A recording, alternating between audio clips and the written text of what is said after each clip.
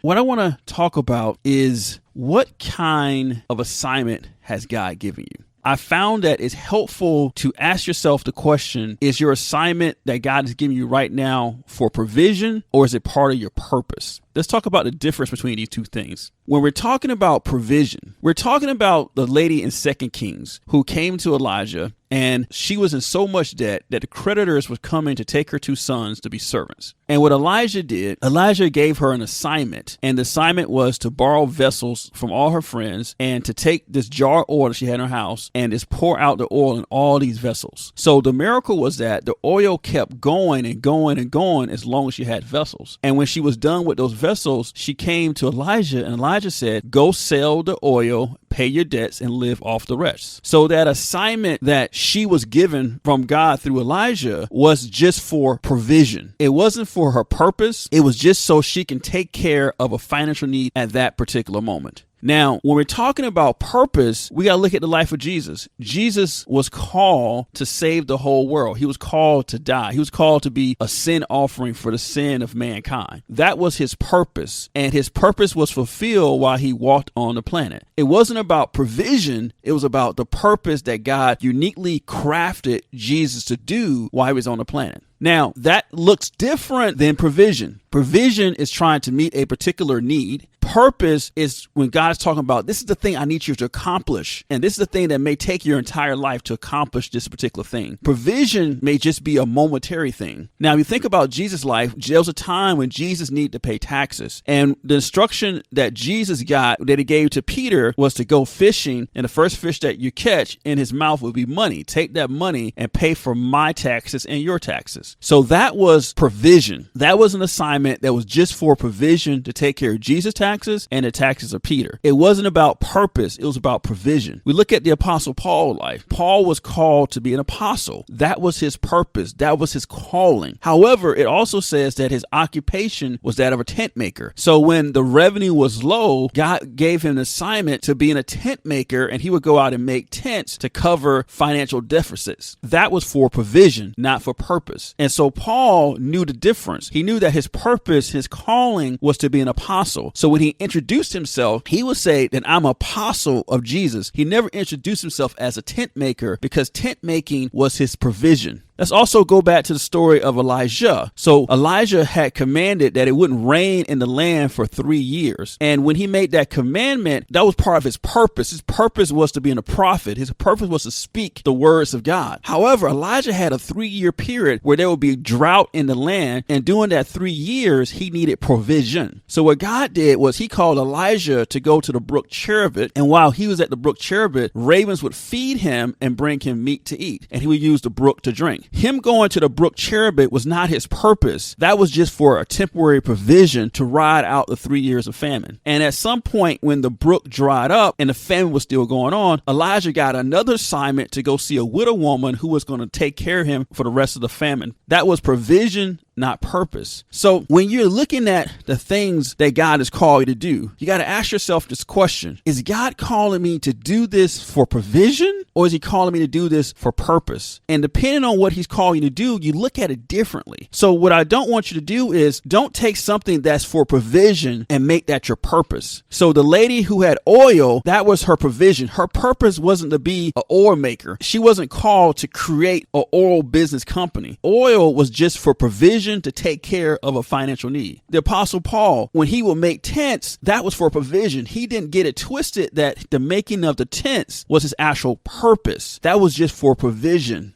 When you're looking at the assignments that God has given you, ask yourself the question, is this for purpose or this for provision? And when you know the difference, it helps you approach the assignment with the right thought process. If you approach an assignment that's for purpose, then you're approaching that assignment like this is a marathon. This is something that's going to take my entire life to do. This is not something that's going to take 1 year, 2 years. This may take the next 20 or 30 years to do. So when you're talking about purpose, you're talking about that deep core of what God has called you to do. You're You're talking about the spiritual DNA that makes you up, that makes you tick, that calls you to get out of bed excited about that particular day. That's your purpose. That's your calling. That's the thing that he wants you to accomplish while you're here on the planet. And while you're executing your purpose, there may be seasons where you need financial provision because the purpose may not be generating the revenue it needs to take care of you financially. So just like Elijah, he was called to be a prophet, but for 3 years, he needed some provision to ride out that drought. And so during that time when you need provision, God will give you an assignment that is just for provision.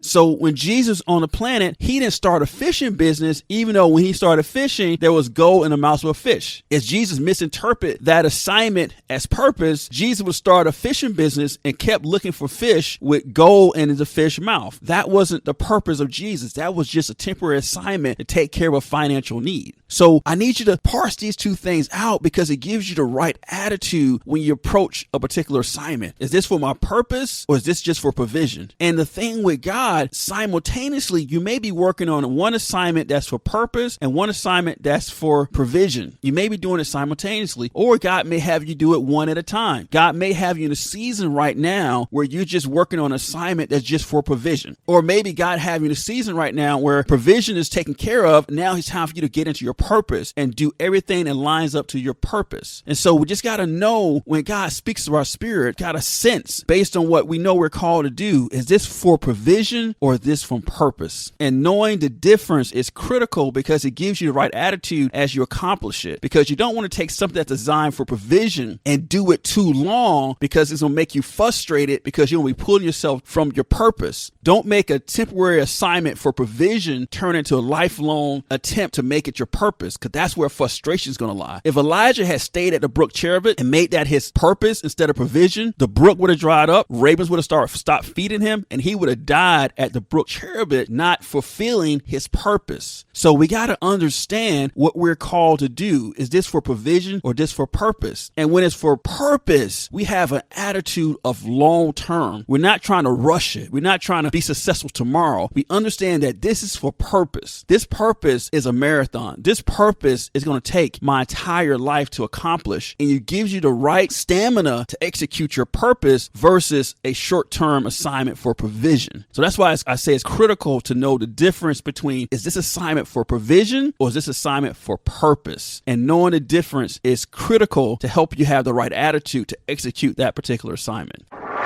That concludes today's daily word, and I pray that it was a blessing to you. Before we wrap up, if the Holy Spirit is speaking to your spirit to partner with Church for Entrepreneurs, go to churchforentrepreneurs.com/partner. And if you want to connect with our ministry more, go to churchforentrepreneurs.com and join our online community. You guys be blessed, and I'll talk to you soon.